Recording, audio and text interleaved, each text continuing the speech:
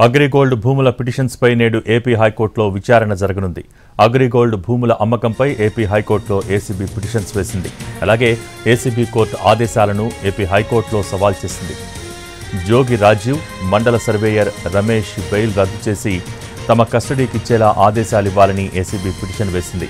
దీంతో అన్ని పిటిషన్స్పై నేడు విచారణ చేయనుంది న్యాయస్థానం.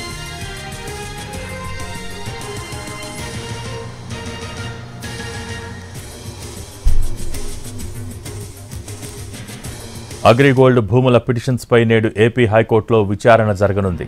అగ్రిగోల్డ్ భూముల అమ్మకంపై ఏపీ హైకోర్టులో ఏసీబీ పిటిషన్స్ వేసింది. అలాగే ఏసీబీ కోర్టు ఆదేశాలను ఏపీ హైకోర్టులో సవాల్ చేసింది. జోగి రాజీవ్, మండల సర్వేయర్ రమేష్ బెయిల్ రద్దు చేసి తమ కస్టడీకి ఇచ్చేలా ఆదేశాలివ్వాలని ఏసీబీ పిటిషన్ వేసింది.